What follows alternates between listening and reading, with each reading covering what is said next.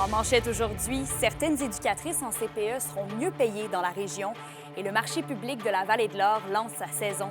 Le TVA Nouvelles commence maintenant.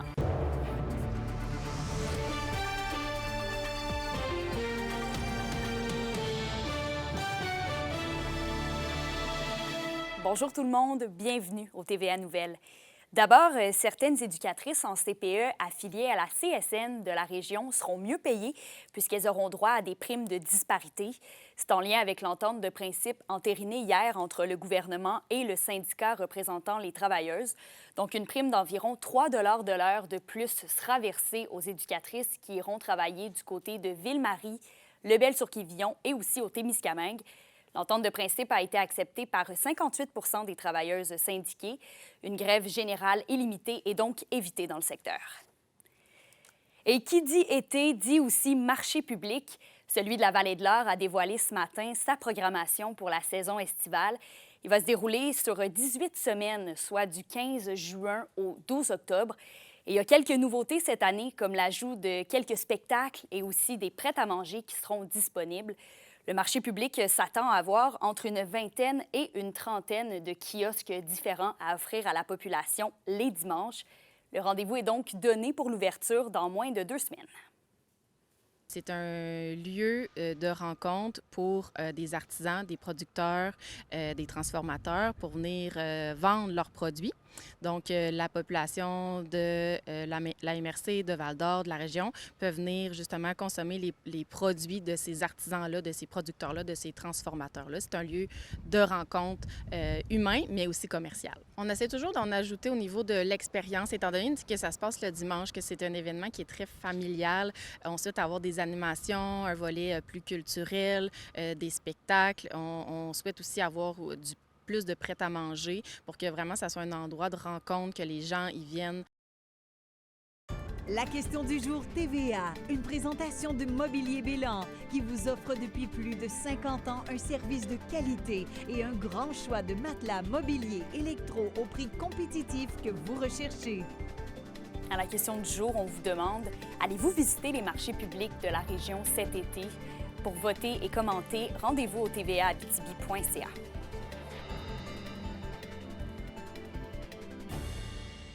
Et 13 initiatives d'Abitibi-Ouest vont pouvoir bénéficier d'un coup de pouce pour bonifier leur offre touristique. C'est la MRC qui en a fait l'annonce.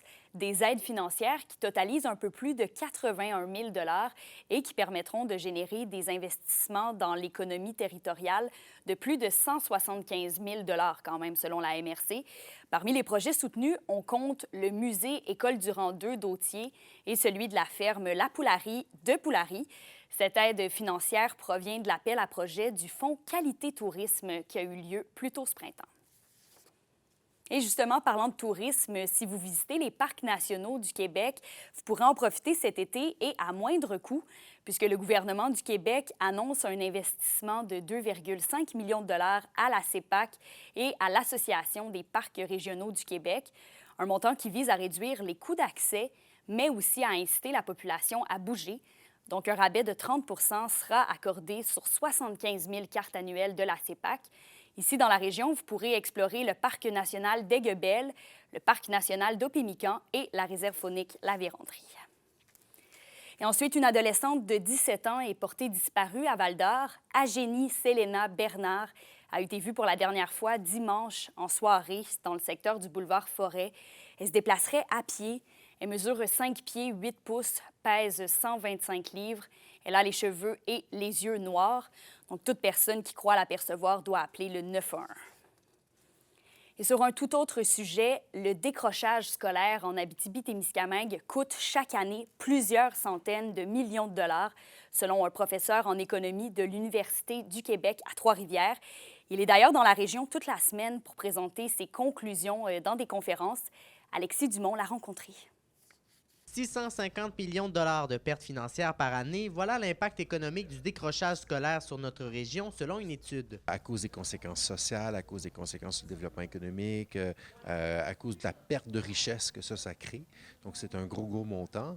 Puis la deuxième chose, c'est que dans mon rapport, je démontre en fait que ça retarde le processus de développement économique de la région, notamment sa diversification industrielle. L'aspect géographique et certains emplois dans le domaine minier qui ne demandent pas un niveau de scolarité élevé seraient en cause. C'est une industrie qui est très centrée sur le secteur minier, mais ce que j'ai constaté, c'est qu'en même temps, il y avait le sous-développement de d'autres secteurs à valeur ajoutée.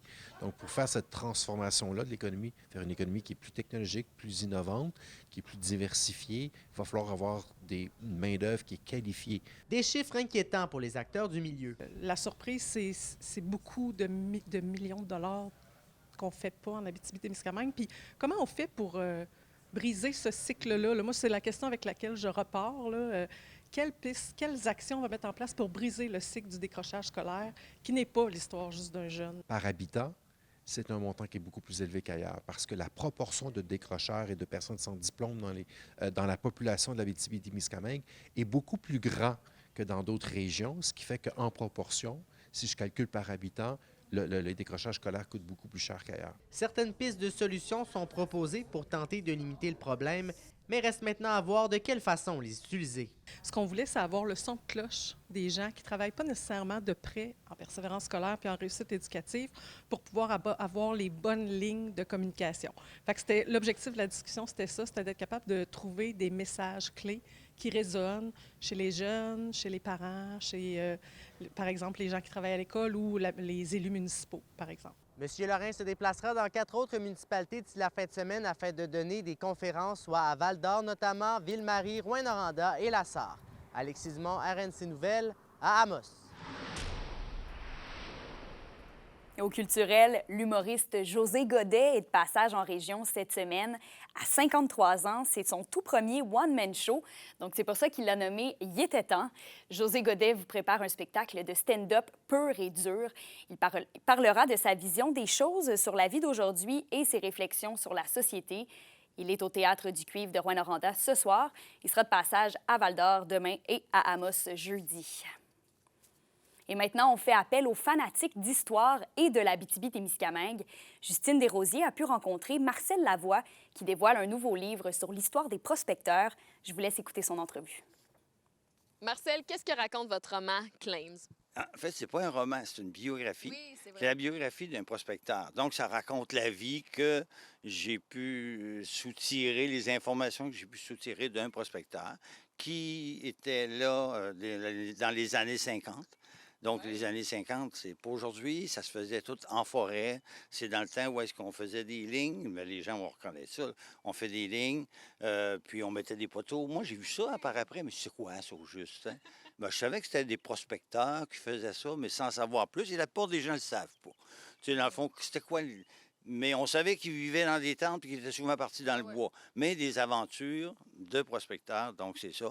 C'est des courtes aventures de la vie d'un prospecteur. Et à 75 ans, c'est bien ça votre âge, 75 Oui, ans, oui, comment oui. vous vous sentez de sortir votre premier roman, là? Ben là, je suis excité, j'aurais dû faire ça avant. Mais non, j'étais très occupé avant, j'étais très heureux. Mais ça manquait pas, mais là, je trouve ça intéressant d'avoir pu produire quelque chose. Tu sais, je m'étais fait un plan dans ma tête, ça va ressembler à quoi? Ça va être un livre qui va être structuré de telle façon, avec des phrases courtes, qui va être instructif, qui va être tu sais, informatif en même temps. Puis lisable, là, dans le sens que il ne faut pas que ce soit tu sais, une vie compliquée, là. Ça soit toutes des petites histoires. Ah, même, il y a 2 madames, il faut que je te conte ça. Au salon du livre, je les voyais, ils étaient là.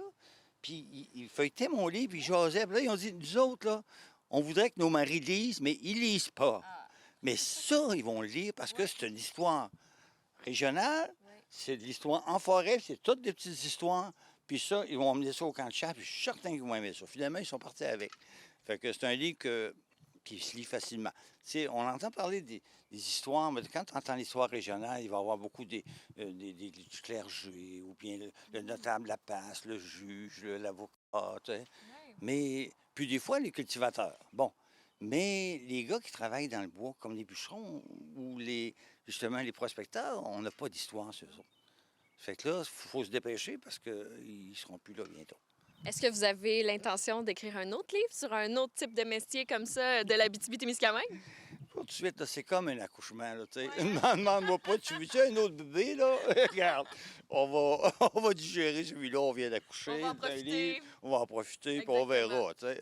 Eh bien, merci beaucoup, Marcel. Alors, on invite toute la population à venir au bar L'Ivresse ce jeudi pour votre lancement de livre. Et Euclide, le prospecteur de qui on parle dans le livre, va être là. Alors, c'est à pas manquer. Merci beaucoup et bon après-midi. Et la période des transactions avant le repêchage 2025 de la LHJMQ est bien lancée. Les foreurs ont d'ailleurs lancé le bal dans les dernières heures en effectuant plusieurs transactions. Pour l'instant, ce qui retient l'attention, c'est majoritairement des choix de repêchage. Les foreurs ont notamment ajouté à leur rang le défenseur Anthony Paré de l'Océanique de Rimouski contre un choix de première ronde en 2025. L'attaquant de 20 ans, Adam Cavalin, des Voltigeurs de Drummondville, s'amène aussi à Val-d'Or contre un choix de 4e ronde en 2027. Et autre fait notable, le défenseur Evan Despatie, des Foreurs, prend la direction de Rimouski contre un choix de 4e ronde en 2027. Pour une nouvelle importante à nous communiquer, contactez-nous, nouvelles au pluriel, @rncmedia.ca, par téléphone au 1-866-463-4636 et notre site web tvaabitibi.ca.